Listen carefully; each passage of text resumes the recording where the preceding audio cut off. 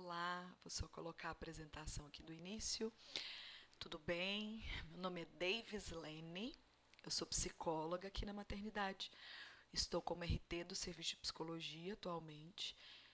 Nós somos 4 psicólogas nesse momento, então tá aí o nome também, né, de todas nós, de nós 4. E eu vou falar para vocês hoje sobre habilidades em comunicação. Então, às vezes vocês podem se perguntar por que na IAC, né, na Iniciativa Hospital Amigo da Criança, tem uma aula, vamos dizer assim, sobre habilidades em comunicação. Vocês vão, ao longo do curso, relembrar outras, vão adquirir muitas informações, novos conhecimentos, e aí isso é super importante para a gente poder repassar para as usuárias, para as mulheres, para as puérperas, e para poder melhorar a nossa atuação.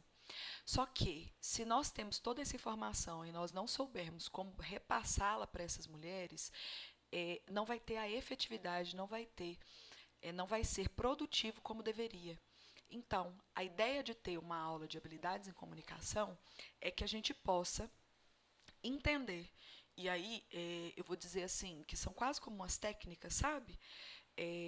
Que essa aula vem trazendo de formas que a gente pode mostrar para essa mulher que a gente está ali escutando ela, ouvi-la de uma forma mais inteira e a gente conseguir atuar e ser mais efetivo, mais objetivo, vamos dizer assim, naquilo que ela está precisando. Então, a habilidade é algo que a gente treina. Então, a ideia é que a gente possa treinar, que a gente possa cuidar da nossa habilidade em comunicação. Eu coloquei minha fotinha aqui, mas só para vocês saberem quem sou eu, mas eu vou ficar a maior parte do tempo com a câmera desligada. Então, em alguns momentos eu vou ligar para a gente poder ir se vendo, quer dizer, vocês irem me vendo, né? Mas ao longo da aula eu vou ligando e desligando, ok? Então tá. Então a gente segue reforçando isso, né? Que a gente vai falar de habilidades em comunicação, que é como eu disse para vocês, a gente vai estar aqui vendo algumas formas, algumas técnicas, como eu disse, né? Para favorecer com que essa mulher fale um pouco mais do que ela está sentindo e com isso nós possamos intervir de uma forma mais assertiva. Mas aí é importante a gente saber, então, assim, peraí, quem é essa mulher com quem a gente vai estar falando? Então, é importante a gente saber quem é orientar. Então, quem é essa mulher? Essa mulher, ela acabou de vir de um parto. Então, o parto, ele de forma geral, ele já é um momento de passagem para a mulher. Então, ele já envolve, já emergem muitos sentimentos, muitas vivências, desde a sua história de vida, a história né, da sua mãe, relacionada a partos, relacionada né, a vínculos. Então, já é um momento que naturalmente mexe muito com a mulher. E aí, cada mulher vai ter uma história de vida. Então, cada uma vai ter um lugar em si que vai ser tocado nesse momento do trabalho de parto. É um momento de vida e luto. Vida porque está trazendo a vida né, ao bebê, mas luto porque é o encerramento de um processo. Então, esse momento é um fechamento de um ciclo. Então, o sentimento, como vem aqui, é um momento de esvaziamento. Então, o sentimento de inteireza, de plenitude que a mãe sente, às vezes, durante a gestação, ali de completude, esse momento é um momento de separação dela e do bebê. E é um luto de muitos outros pontos. É um luto também da vida que ela tinha, é um luto porque tem uma mudança de papel, então é um luto do lugar de filha para o lugar de mãe. É um luto se tem só um filho e agora vai ser mãe de 2 filhos. Então é uma passagem, é um encerramento. Isso é tão interessante porque muitas mulheres relatam que tem medo de morrer na hora do parto. E o que a gente vai vendo é que esse medo, na verdade, ele não tem relação diretamente com o número de mulheres que morrem na hora do parto. Mas ele tem muito mais relação com essa morte simbólica, essa morte psicológica, vamos dizer assim, que é desse encerramento, desse fechamento de ciclo. Então, tem toda essa vivência, tem esse momento de esvaziamento que vai substituir essa sensação de plenitude que eu falei. Tem o desgaste físico, então se é um parto normal, tem o cansaço do trabalho de parto, é uma cesárea, né, ali do processo cirúrgico, e preocupações. Será que eu vou dar conta de ganhar meu bebê? Será que o meu bebê vai nascer bem? Né? Será que eu vou conseguir ganhá-lo com vida? Será que esse bebê vai ter algum problema? Ou eu vou dar conta? Né? Será que vai acontecer alguma coisa comigo? Como eu havia dito há pouco. Então, são vários sentimentos que emergem nesse momento do parto. Essa mulher sai do parto e nós vamos tê-la aí no puerpério imediato.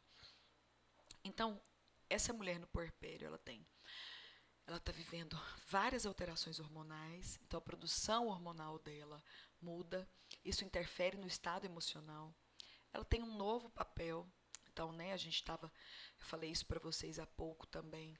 Ela vai ali imaginar e experimentar ou sair do papel de filha para o lugar de mãe, ou de mãe de 1 para 2, para 3.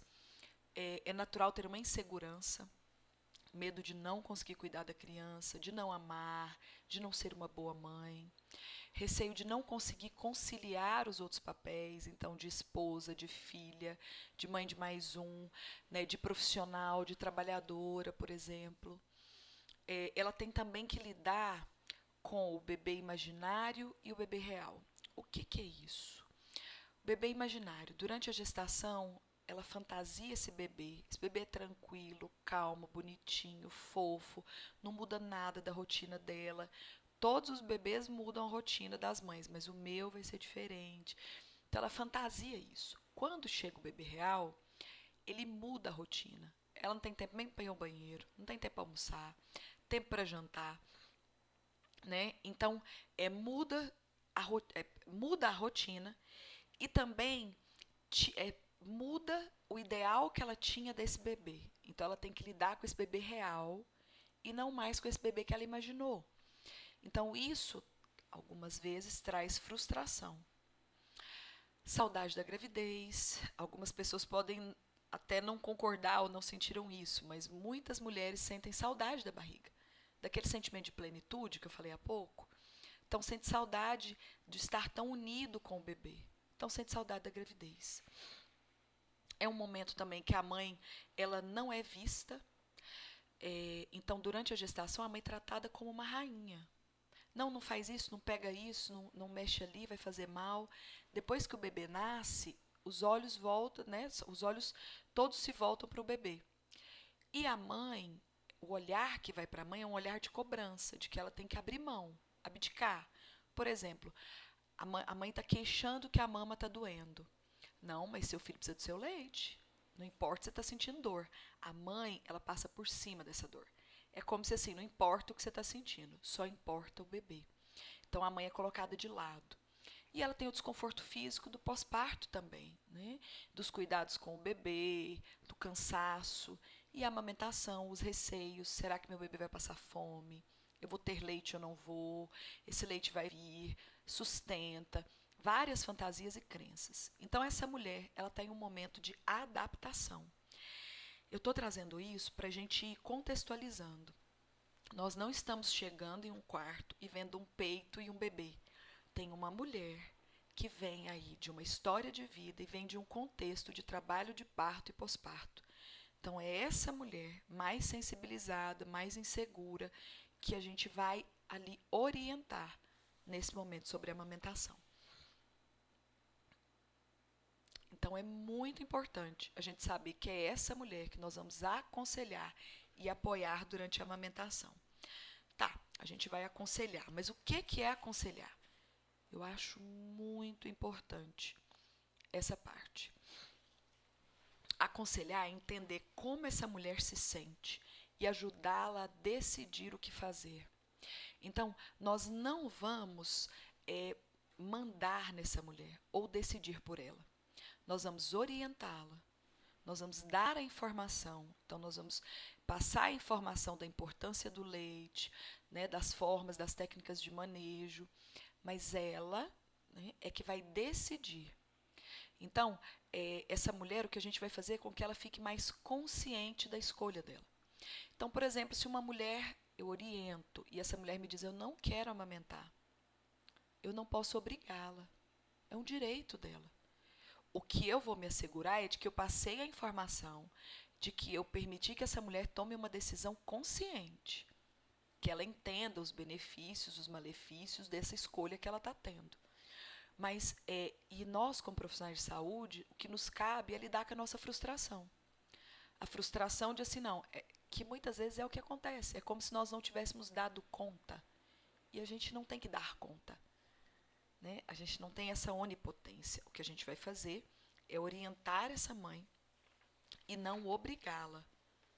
Isso é aconselhamento. É passar a informação, orientar para que ela esteja o mais consciente possível e que tenha condições e capacidade de decidir o que ela entende que é o melhor para ela naquele momento. É isso.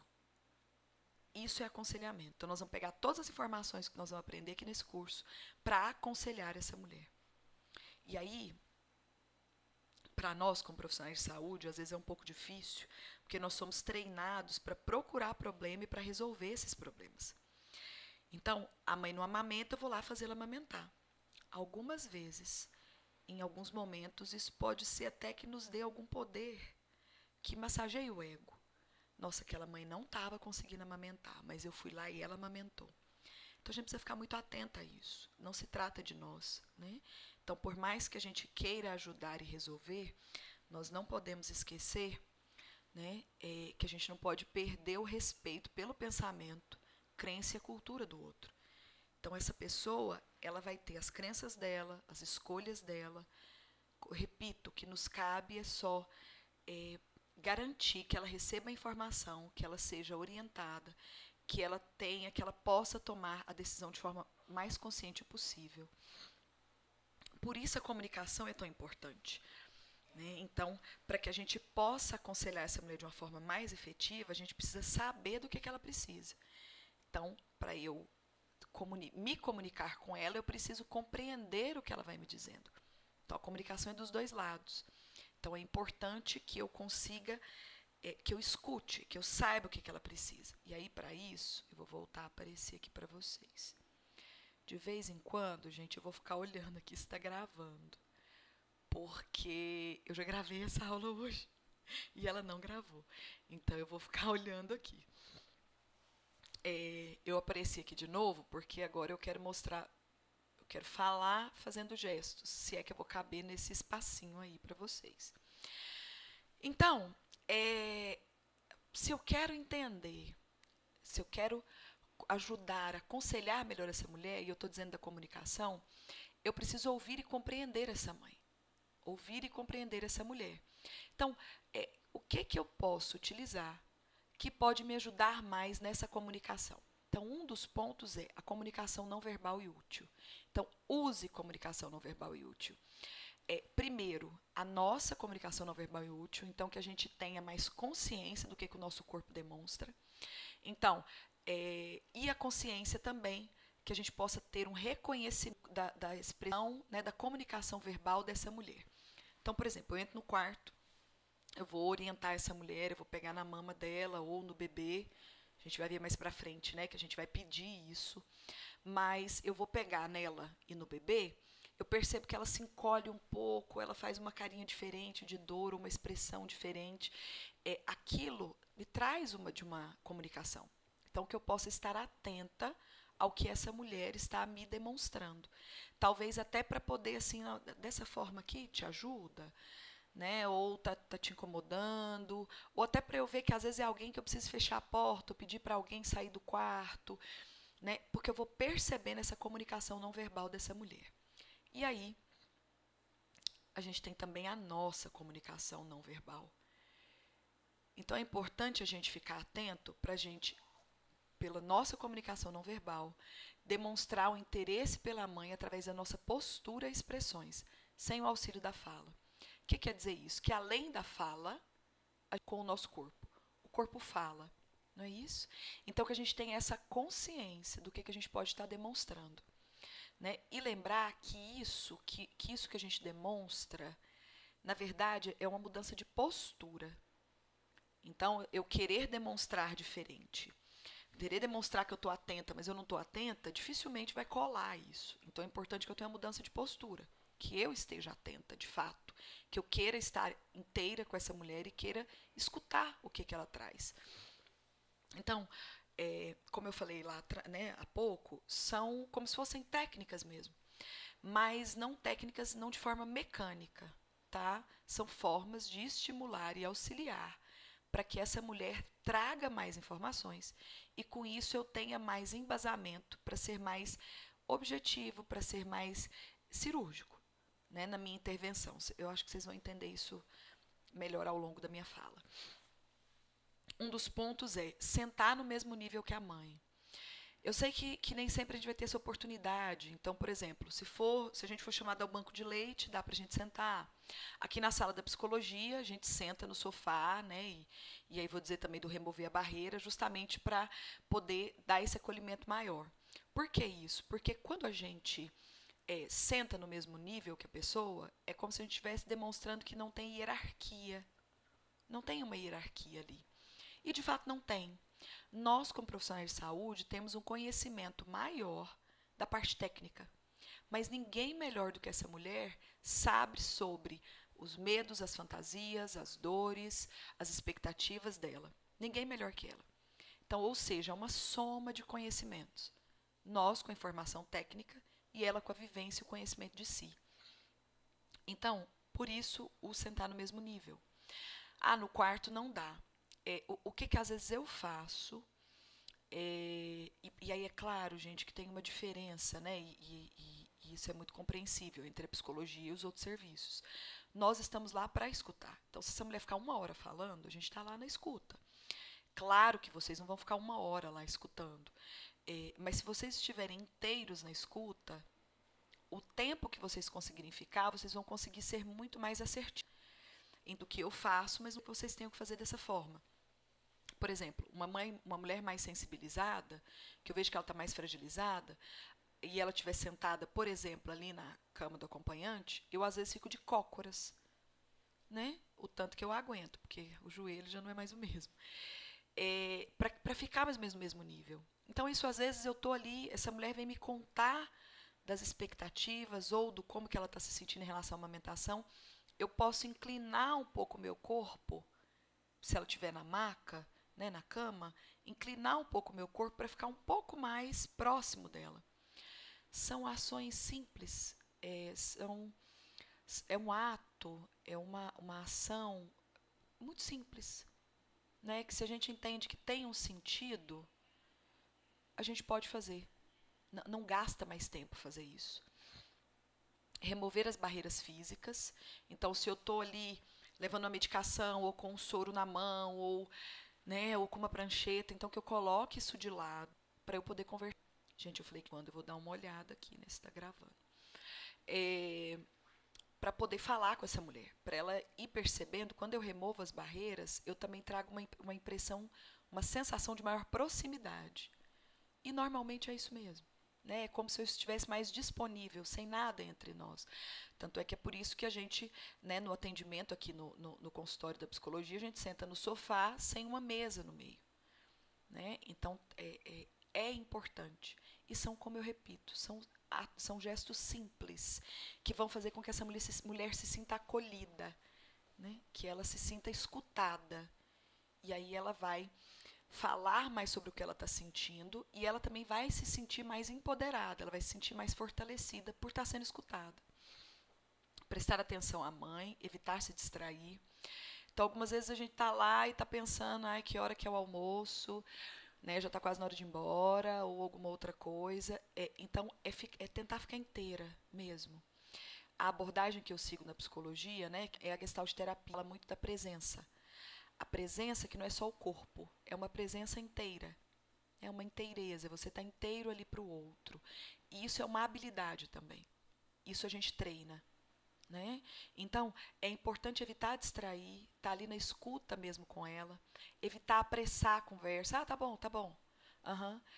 Eu repito, é claro que vocês não vão ficar lá, né, horas ouvindo, mas o tempo que você está na escuta, que você esteja ali sem apressá-la. Demonstrar que está compreendendo sem apressar a fala dela. Tá, mas me diz. Não, mas o que foi? Mas como é que é? Né? Então, evitar apressar a conversa. Não ficar olhando o relógio, a gente não pode, né, ter relógio, mas ficar batendo o pé, inquieta. Né? Então, é importante observar para esses sinais que o nosso corpo manda e que o outro capta, porque nós captamos esses sinais. Ainda dentro de ouvir e compreender a mãe, usar gestos que demonstrem interesse. Então, a confirmação com a cabeça, ela também demonstra. Então, por exemplo, se a gente estivesse juntos, né? Agora a gente tem aí que se adaptar, né? Com pandemia e com recursos aí. Eu ia falar audiovisuais, mas nem é isso. Ai, gente, analógicos, não, digitais. Eu que sou analógica. Então, os recursos analógicos, vocês não estão aqui comigo, mas que você estaria fazendo assim, né, balançando a cabeça, demonstrando que está me escutando, que está ali comigo. Então, é claro que não é para ser igual o cachorrinho de carro, que fica balançando sem parar. Né? Não é isso. A pessoa está dizendo, eu faço um aceno de que eu tô ali com ela, eu estou escutando ela. Então, isso são formas, são gestos que demonstram o meu interesse e o eu estar presente. Né? Então, mas eu vou ficar fazendo isso o tempo inteiro? Não, vocês vão entender que isso é para estimular ela a falar, a iniciar a conversa, para que eu possa intervir. Então, esse é um jeito de eu conseguir coletar mais as informações, vou repetir isso o tempo todo, para que ela traga mais sobre ela e eu consiga intervir ali e dar a orientação, né, que seja mais efetiva. Isso porque, às vezes, eu vou até reforçar isso, a gente vai lá no quarto, vai lá, orienta. Mas eu falei isso ontem para ela, eu falei isso de manhã para ela e ela não escutou. Né? Então, eu compreender o que essa mulher está precisando, mas eu vou falar disso mais na frente. O toque também é uma outra forma, né? Um gesto que pode demonstrar interesse, mas o toque a gente precisa ficar um pouco mais atento. Agora, em época de pandemia, é mais difícil a gente tocar, né? Mas, por exemplo, eu nos meus atendimentos, exemplo de uma mãe idosa, eu costumo tocar na mão, né, no ombro. Agora, na pandemia, estou um pouco mais cautelosa, vamos dizer assim. Mas quando eu faço esse toque, é no sentido de mostrar para ela que eu estou ali com ela. Mas eu não faço isso sem pedir ou sem compreender o limite dessa mulher. Então, nas mãos, nos braços, né? Às vezes a gente até toca ou demonstra que vai tocar. Agora, jamais na mama e no bebê sem pedir. Jamais encostar nessa mama ou nesse bebê sem dizer, olha, por exemplo, eu vou pegar aqui na sua mama, eu vou te orientar. Posso pegar aqui nele para poder posicionar ele da melhor forma? Olha eu mexendo no computador. Para posicionar de uma melhor forma. Então, a gente não vai pegando no peito, pegando no neném, sem pedir para essa mãe. Isso é propriedade privada, é dela, né? O peito é dela, o corpo é dela, o bebê é dela. Então, não é porque ela está aqui internada que ela perdeu esse direito do próprio. Você pedir permissão. Dificilmente a gente pega uma caneta de alguém sem pedir. Posso pegar sua caneta? E para tocar no corpo do outro, às vezes a gente não faz isso. Então, é importante que a gente fique atento. Né? O corpo é o templo dessa pessoa. A gente precisa ter esse cuidado, por mais que a nossa intenção seja cuidar e ajudar. Então, olha, eu vou pegar aqui na sua mama, né? Eu vou te ajudar a posicionar, me dá licença, eu posso pegar aqui no seu bebê para te ajudar. Né? Isso é importante. E aí, um outro ponto que é interessante a gente vendo. Cada pessoa vai ter, olho coçando, cada pessoa vai ter uma fronteira. Igual países mesmo, igual o Estado, né, ali, a gente tem algo que delimita. Fronteiras imaginárias, então a gente tem fronteiras de contato, e a gente tem essas fronteiras também aí nossa no toque, vamos dizer assim. Então, tem pessoas que você vai cumprimentar, deixa eu ver se eu consigo aqui. Você estica o braço, né, a pessoa vem já com o braço esticado para te cumprimentar. Você entende que é essa distância dela, você não sai abraçando. Outro te vem, já dá para ver aqui? Olha eu tentando. Você abre, a pessoa já vem com o braço aberto para te abraçar. Então, essa pessoa é uma diferença aí, né, das fronteiras de contato. Então, a gente precisa entender que cada pessoa tem a sua fronteira de contato. Então, a gente não sai tocando nos outros sem pedir essa permissão. Ainda mais nela durante a internação, na mama e no bebê. Então, nós, como profissionais de saúde, precisamos também estar atentas ao que essa mulher demonstra aí na sua expressão corporal, de qual que é esse distanciamento dela. Né? E que a gente, independente disso, peça permissão para o toque. Agora eu vou sumir de novo de vocês um pouquinho. Fico indo e voltando. E depois eu volto aqui de novo. Pra vocês também não dormirem, vão me vendo de vez em quando. E aí esse aqui eu até faço questão de não estar aparecendo aí pra vocês verem que vai fazer todo sentido o que eu vou falar. Vou tomar um gole de água, tá, gente?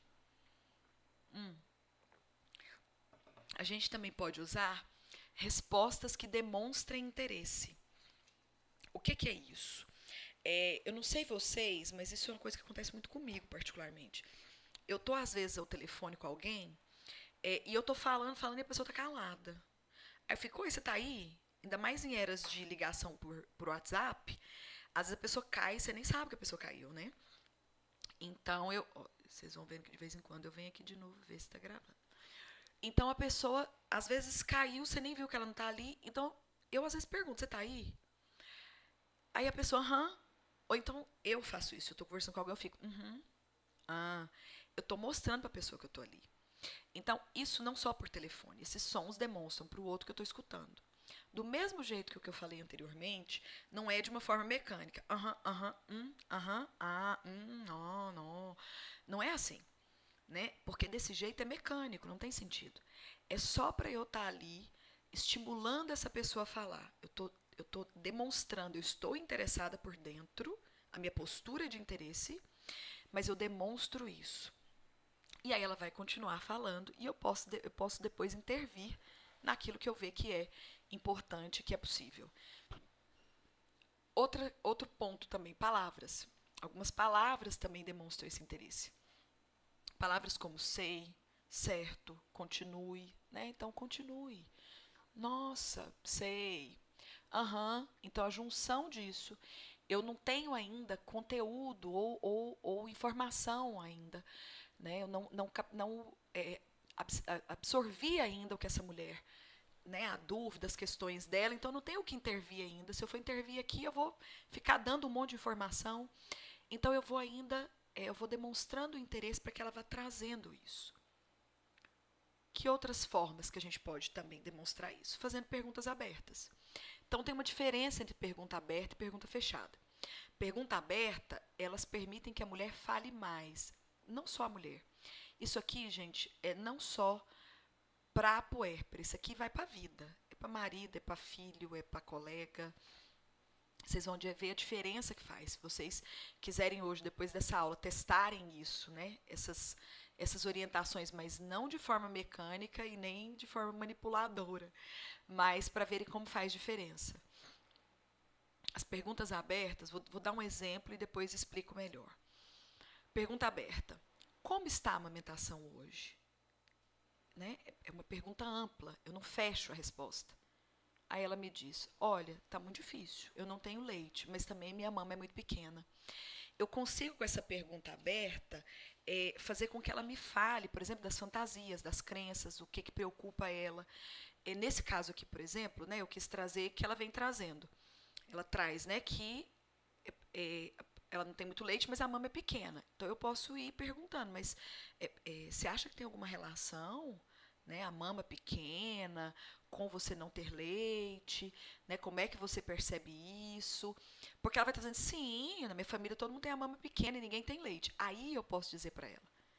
Então, às vezes não tem, ela não é outra informação que ela quer. A crença dela é que mama pequena não vai produzir muito leite. Então, eu posso orientá-la que não é isso. Né, que a mama ali é gordura, a produção do leite não tem a ver com o tamanho da mama. Então, eu posso dar a informação que ela precisa. Agora, se eu faço uma pergunta fechada, você está amamentando? Ela vai me dizer, sim, tô. Principalmente porque nós, como equipe, ainda usamos muito a amamentação como forma de ameaça. Se você não amamentar, você não recebe alta. né? Então, se você não amamentar, você não vai receber alta. Aí, quando perguntar se ela está amamentando, o que ela vai falar? Que tá, porque ela quer ir embora, porque ela está cansada. E aí, esse tá é como? Né? Pode estar mesmo, é de que jeito, né? Às vezes eu escuto muito da equipe a queixa assim, mas eu fui lá mais cedo e perguntei, ela falou que estava amamentando. E às vezes é justamente nesse lugar que a gente pergunta, você está amamentando? Tô. O bebê está mamando? Tá. Tá, mas tá como? Às vezes ela põe no peito, o nenê dorme. Às vezes ela põe e fica 5 minutinhos, né? 2 minutinhos e tira. Para ela tá. E ainda somada ao fato de que se não estiver amamentando ela não vai embora, ela vai dizer que tá. Então a pergunta fechada, ela restringe. E eu ainda depois fico chateada, isso frustra a gente, porque assim, a mulher mentiu para mim. E às vezes nem é esse o ponto. Né? Às vezes para ela tá amamentando mesmo, ou sim, ela diz que tá porque ela quer ir embora. E ela está entendendo que com essa pergunta, porque só tem duas respostas para essa pergunta. Sim ou não. Tá ou não tá. Então, não dá para a gente poder compreender o que está acontecendo com essa mulher. Então, as perguntas devem ser abertas. Né? E a gente sempre ficar atento e ter cuidado com essa ameaça que às vezes acaba a amamentação sendo usada, né? Então, eu sei que algumas pessoas pensam assim, mas dá um chacoalhão, eu fui lá e falei isso, ela deu peito. Mas isso a gente pode fazer com que essa mulher fique muito mais chorosa, mais sensível, e a gente pode dificultar esse vínculo dessa mãe com esse bebê. A amamentação não é só o leite, que é muito importante, mas também é a vinculação. A forma como esse bebê se vincula a essa mãe vai falar do como essa criança vai ter, né, vai lidar com as relações dela também. Isso vai contribuir muito. Então, é importante esse primeiro vínculo, esse primeiro apego, que a gente possa contribuir para ele. Tá? Então, vamos ter cuidado com a ameaça do só receber alta se amamentar. E vamos usar as perguntas abertas, senão essa mãe vai responder aquilo que ela acha que a gente quer ouvir. E depois a gente fica frustrado porque ela não disse, na verdade, né, o que era de fato. E como então são essas perguntas abertas? Elas começam com como, o que, quando, onde, por quê. Como você está, né? Como foi o dia, como foi a noite, como está a amamentação, né? O que houve essa noite, quando você amamentou, onde, de que forma, né? Por quê? Então, são perguntas abertas. Né, que auxilia muito é devolver com as suas palavras o que você compreendeu do que a mãe falou. Então, é repetir o que a mãe lhe disse para mostrar que você ouviu e para encorajá-la a dizer mais. Isso aqui não é igual papagaio. Né? Então, que a mãe fala, estou cansada. Está cansada? Tô, foi uma noite difícil. Foi uma noite difícil? Foi, nossa, é difícil mais ter menina, é difícil ter menina. Né? Não, não é isso, não é repetir tudo igual um papagaio.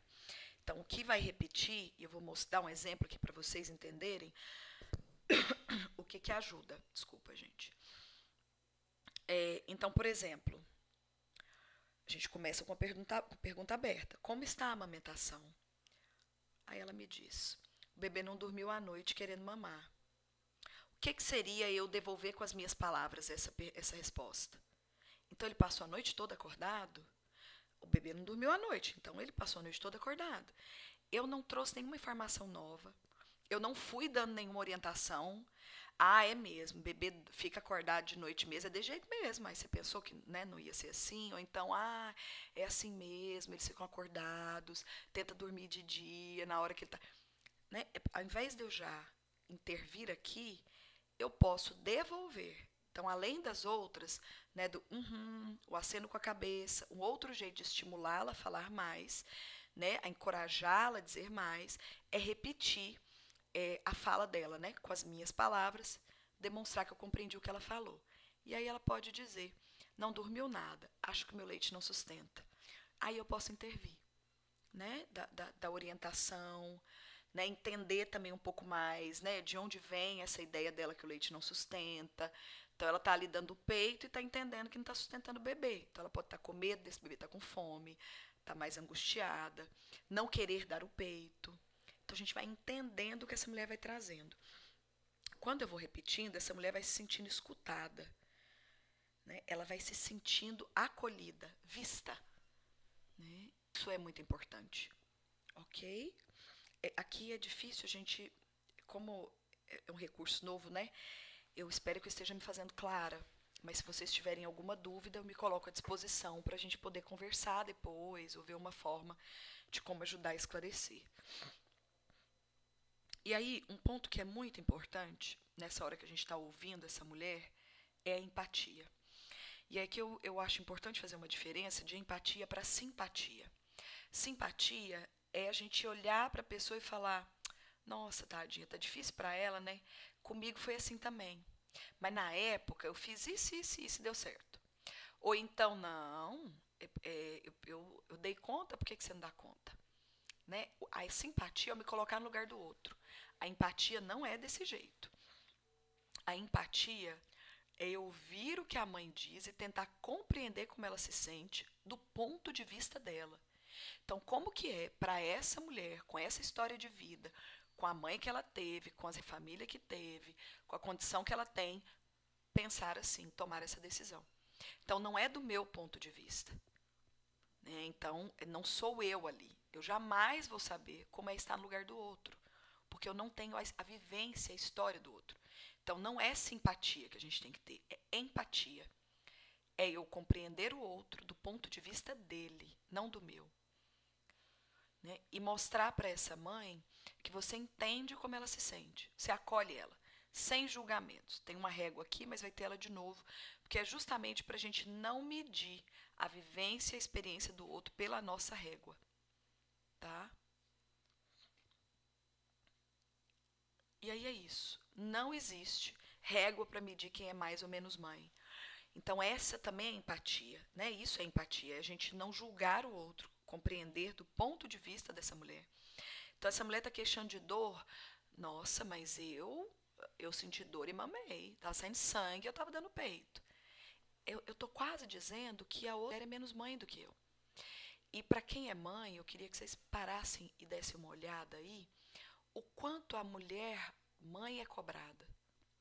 O quanto precisa estar no lugar de perfeição, de abdicar de tudo, de se anular, né? O quanto é cobrar, o tanto que essa cobrança é pesada.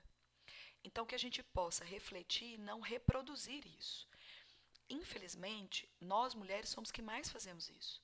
E somos a maioria em unidades de saúde e aqui na maternidade, por exemplo. Então, a gente precisa refletir sobre isso até como nosso papel de mulheres mesmo. Né, de mulheres que amparam mulheres, de mulheres que fortalecem o feminino em nós, mulheres. Né? Nós nos fortalecemos. Né? Então, isso aqui eu não estou tirando, né, o masculino, o homem, de forma alguma. Estou dizendo pelo quantitativo também. Então, que a gente não julgue essa mulher como mais ou menos mãe pelas escolhas ou posturas, ou como ela lida com a maternidade ou com a amamentação, por exemplo. Então, nós vamos evitar julgar essa mulher. Nós vamos evitar palavras de julgamento. E aí, como que a gente vai fazendo isso? A gente vai evitar dizer palavras como errado, mal, ruim, problema, mas também palavras como certo, bom, direitinho. A gente pensa, mas peraí, como não palavras como certo, bom e direitinho? Quando a gente fala essas palavras, a gente traz uma ideia de que ela tem uma meta para atingir. Tá boa a amamentação? Tá certo? Tá direitinho? Ah, então tem um certinho direitinho. E não é que não tenha uma forma mais adequada, mas cada mulher vai encontrar o seu jeito ali. Né? Então, quando a gente diz isso, nesse momento de fragilidade, lembra, não vamos tirar nunca vamos fazer uma fotografia de quem é essa mulher, da fragilidade, da sensibilidade, do como essa mulher está agora, do como às vezes a escuta dela está comprometida.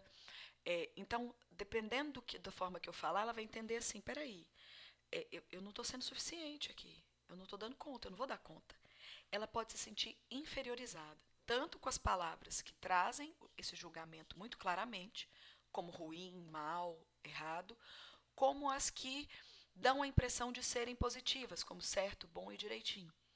elas podem trazer para a mulher esse sentimento de que ela não está atingindo uma meta. E isso, reforçar nela um sentimento de inferioridade. Certo? Então é importante a gente ter esse cuidado. Então como é que eu pergunto? Como é que está a amamentação? Né? Como é que foi a amamentação à noite? Como está a pega? Né? Como é que você está se sentindo? Sempre com perguntas abertas. Né? E isso também é um treino, da gente poder ir prestando atenção. Tá. Então, um outro ponto que eu acho importante de falar aqui nessa parte do julgamento, que a gente esteja atento a essa mulher e esteja atento a nós mesmos. Porque nós estamos acostumados, igual quando a gente fala mãezinha e não fala mulher pelo nome.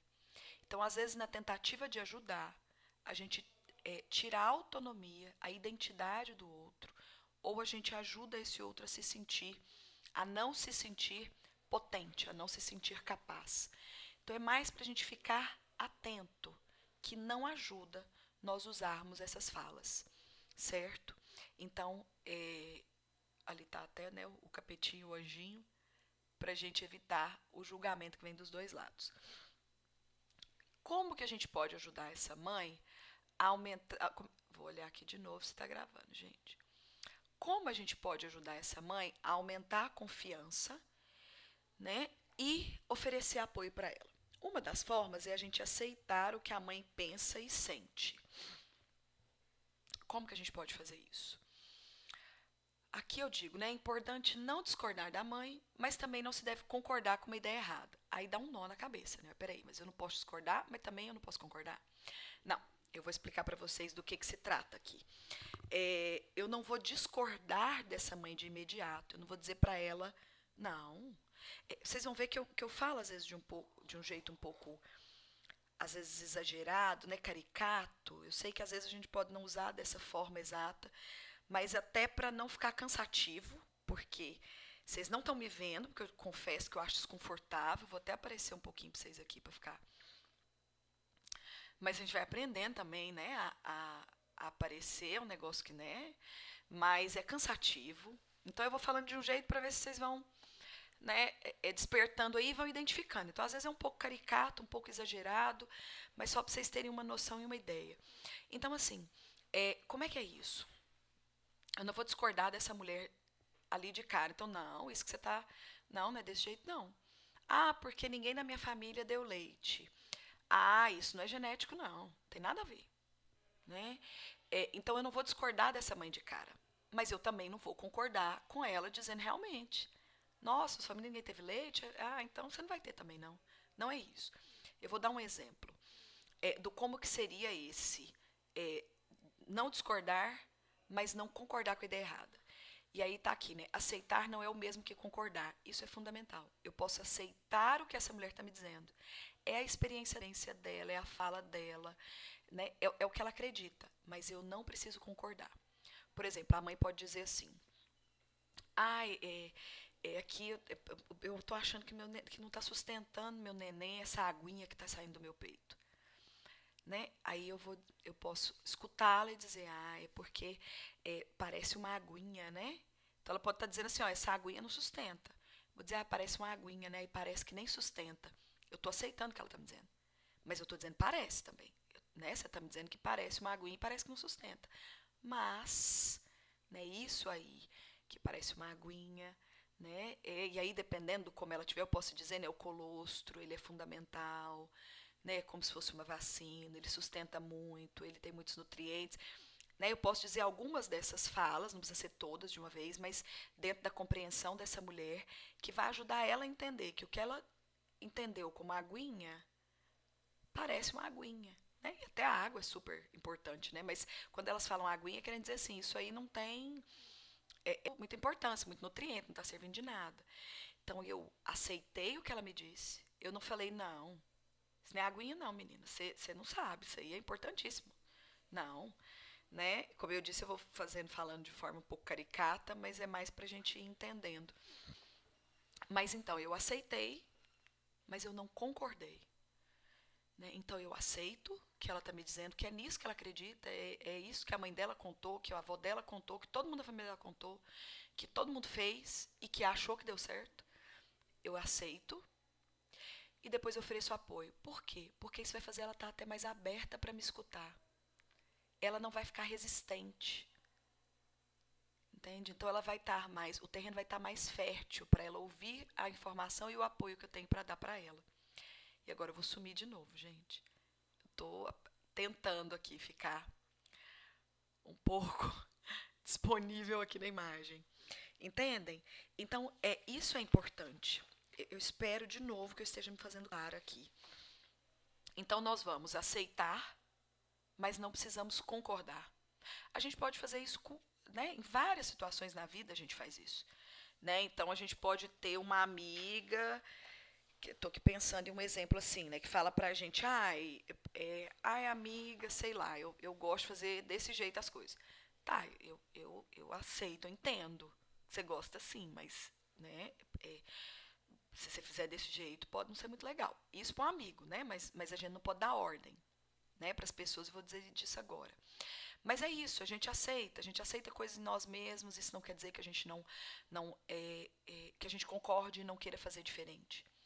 Então eu aceito o que essa mulher diz e eu ofereço apoio a ela. Espero que tenha ficado claro.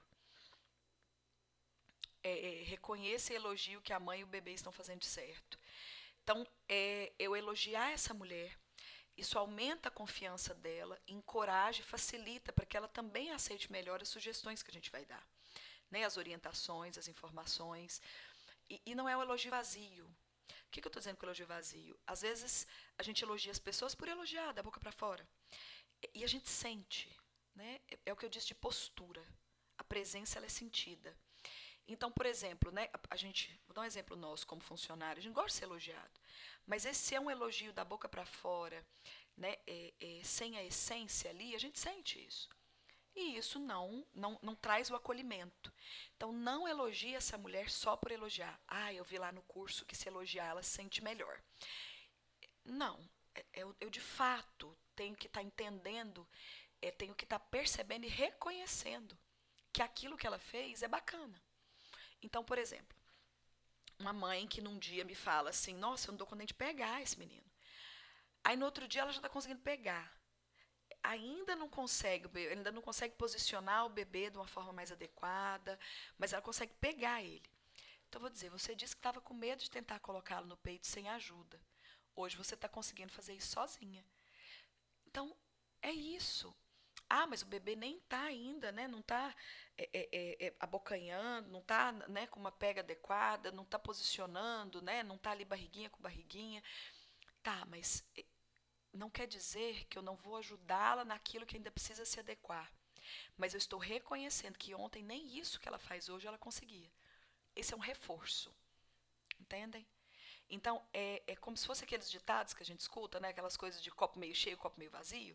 Nós vamos ajudar essa mulher, essa mãe, a ver o copo meio cheio.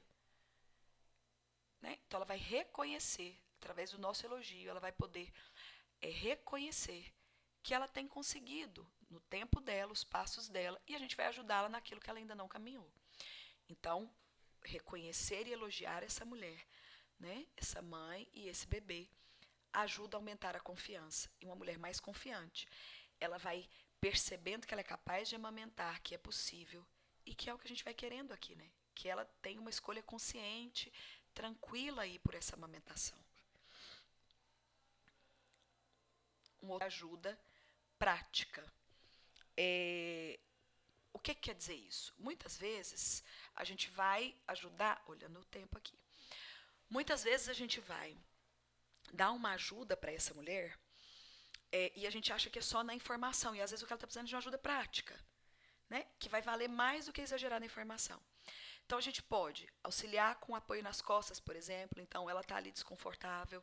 Olha, você gostaria, às vezes, se colocar aqui nas suas costas um apoio, pode te ajudar. Ou como é que você está aí, está confortável, não está? Às vezes, ela quer que pegue uma água. Às vezes, ela pode pedir para segurar o bebê, ou você pode sugerir isso. Então, eu já atendi mulheres que, às vezes, iam ali posicionar o bebê e precisavam desamarrar a camisola, ficava ali se contorcendo. Que eu brinco assim, gente, mãe tinha que ter mais 3 braços, porque, né, tem que pegar o neném, tem que isso, tem que carregar a bolsa, tem que... Então, ela, para desamarrar a camisola, eu falei, você quer que eu segure o seu bebê? Ela, eu quero, né? Ou algumas vezes já pediram, né? Então, e se ela não quiser, ok, eu estou oferecendo, eu estou disponível, né? Mas aí segura o bebê, ela se organiza, se entrega o bebê. Então essa ajuda prática também é muito importante. Isso ajuda também a aumentar a confiança. Mas como que isso ajuda a aumentar a confiança? Ela se sente acolhida, apoiada, enxergada, ela não se sente sozinha. Isso faz diferença.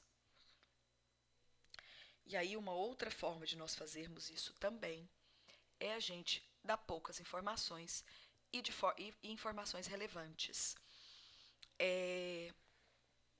Como é que é isso? A gente faz o curso, assiste essas aulas todas, né? Aí vai relembrar um monte de coisa, vai aprender, né, várias outras, vai reciclar aí muita coisa. Isso é muito bacana, a gente fica muito empolgado quando a gente tem novas informações. E às vezes nessa empolgação, por exemplo, a gente quer passar tudo para a pessoa.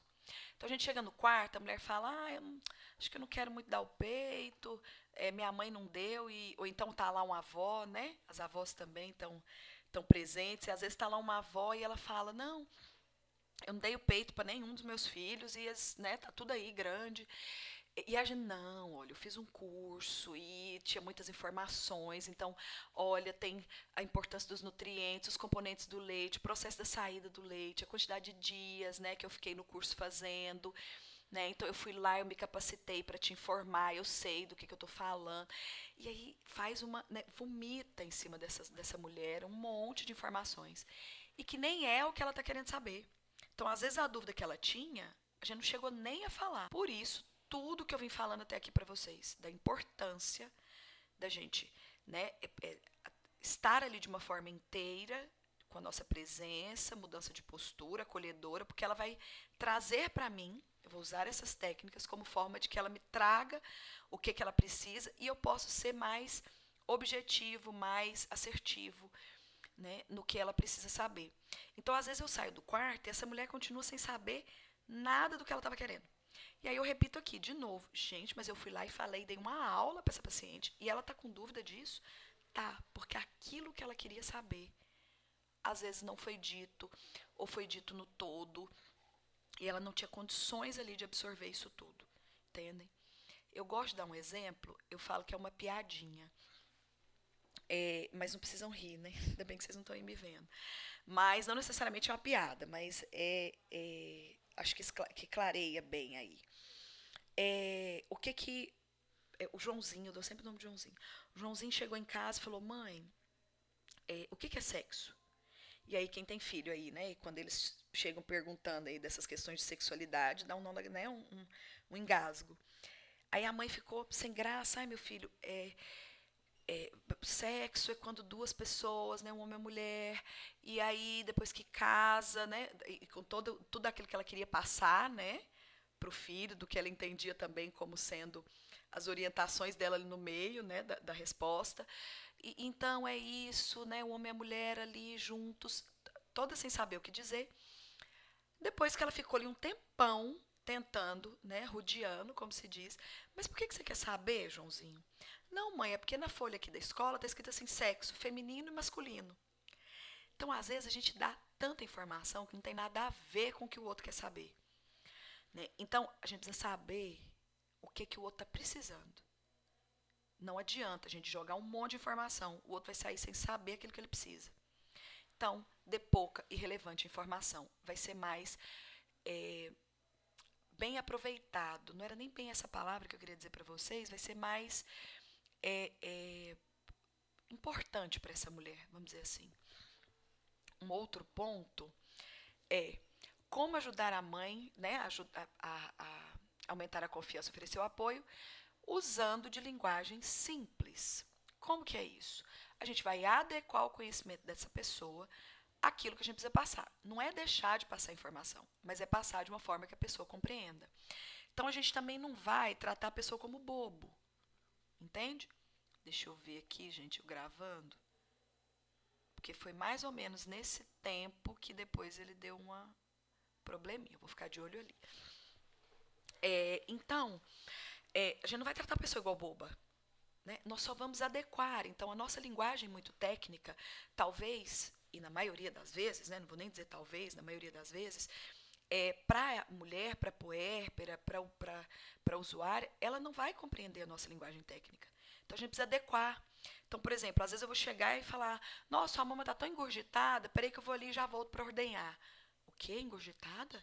Não, o que está acontecendo com a minha mama? Como assim? Né, o que é isso? Nem todo mundo tem esse conhecimento. Né? Então, às vezes, a gente pode chegar, né, usar uma palavra, então ela também se ordenhar, como assim? Né? Não sou vaca? Que história que é essa? Então, é importante que a gente explique, que a gente adeque a linguagem. Por exemplo, na maioria das vezes, se você fala icterícia, a mulher, né? Aí você fala tiriça, ah, tá, tiriça.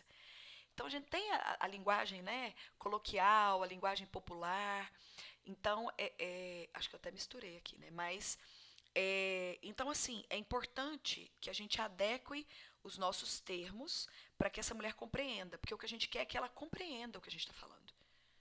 Né? A gente quer que ela absorva, que ela assimile a informação para que ela possa fazer a escolha dela ali, vamos dizer assim, né? Para que ela possa utilizar dessas orientações e consiga amamentar o seu filho.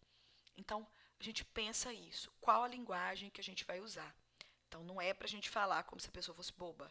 A gente só vai adequar essa linguagem a quem está recebendo, ao público nosso. Né?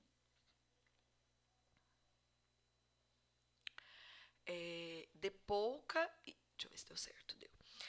Um outro ponto dê uma ou duas sugestões, não ordens. Isso é muito importante.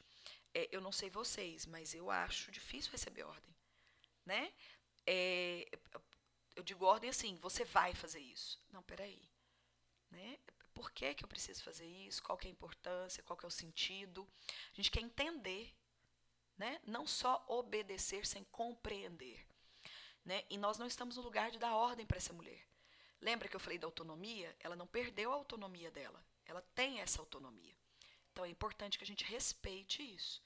Então, mas como é que eu vou fazer, então, para falar para ela? Nós vamos dar sugestões.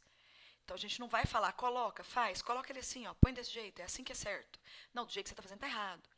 Não, a gente vai dar sugestões.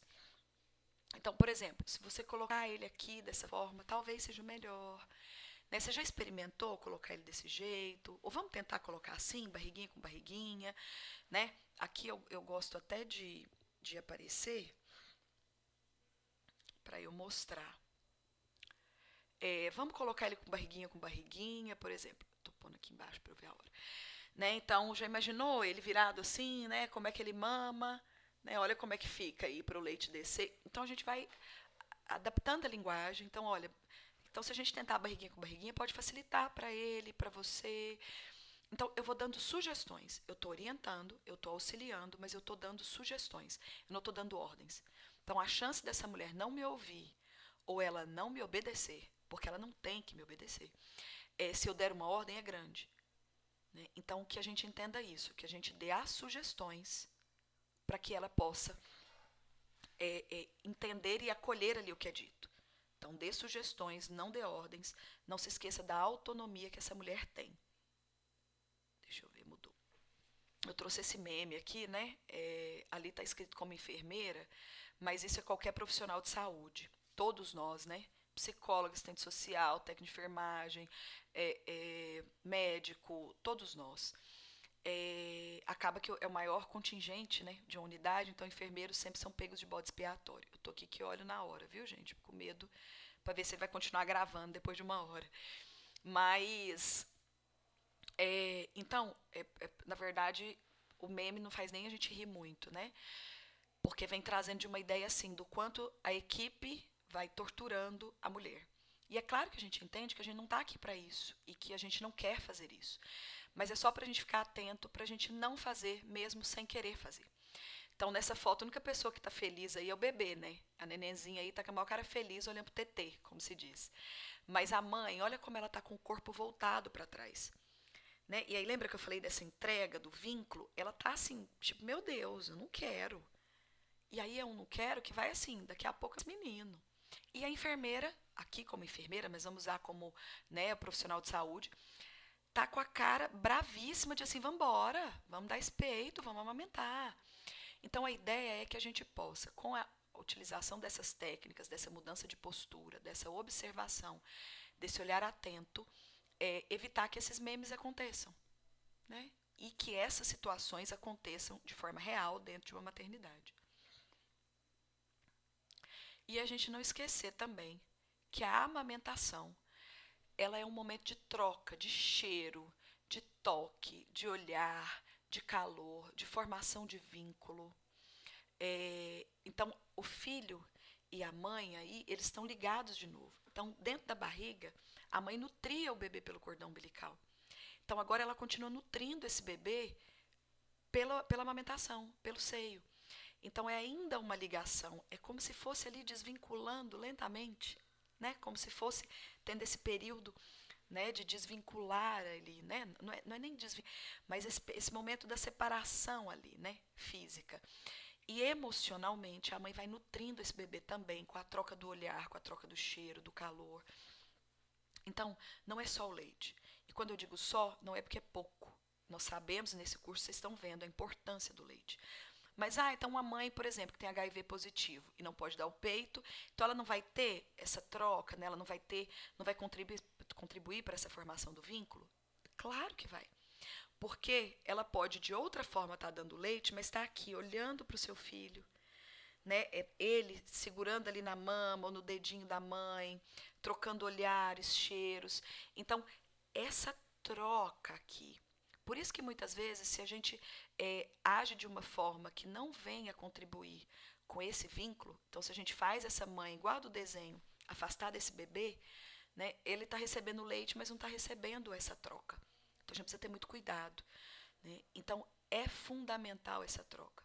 Tá? Isso vai contribuir para o como essa criança vai ter, né, a sua formação de apego, de vínculo ao longo da vida. E Leonardo, que é uma psicóloga obstétrica, que é muito conhecida, talvez algum de vocês até conheça, e ela diz: essas formas facilitadoras de comunicação, que são essas que eu acabei de falar para vocês, poderão ser utilizadas de maneira adequada ou inadequada, pois não são apenas modos diferentes de usar palavras. Sua utilização adequada envolve mudanças de atitude e de perspectiva. Lembra? Postura. Essencialmente, depende da nossa capacidade de aprender a captar, respeitar e responder ao outro a partir do seu ponto de vista e não apenas do nosso. Lembra da empatia? Então, quando as usamos de forma mecânica, como fórmulas, receitas ou técnicas impessoais, na tentativa de manipular e controlar os outros, esvaziamos a riqueza do relacionamento e anulamos o efeito benéfico. Então, se a gente vai só balançando a cabeça, só num rum, a gente vai esvaziar a riqueza desse relacionamento e vai usar isso só como técnicas de forma vazia, controlar o outro. E a ideia não é essa. Tem que clicar aqui de novo.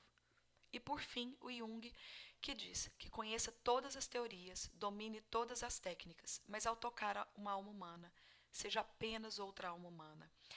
É isso, gente, vocês vão, né, a gente vai ter todo o conhecimento agora teórico, todas as informações, vai trazer mais curiosidades, né, e esclarecer e agregar muito. Mas que a gente não esqueça, quando a gente estiver com essa mulher, nós somos uma alma humana tocando outras almas humanas. Tá? Então, nós estamos ali diante de uma pessoa com uma história de vida, né, com sentimentos, com expressões, então que a gente não esqueça disso em nenhum momento. É isso, muito obrigada. O que vocês precisarem, o Serviço de Psicologia está à disposição para alguma troca ou para que a gente possa esclarecer algo que talvez não tenha ficado claro. Estou aqui torcendo, porque é a segunda vez que eu gravo esse vídeo hoje, então estou aqui torcendo para que dê certo. Então eu acredito que vai dar. Tchau para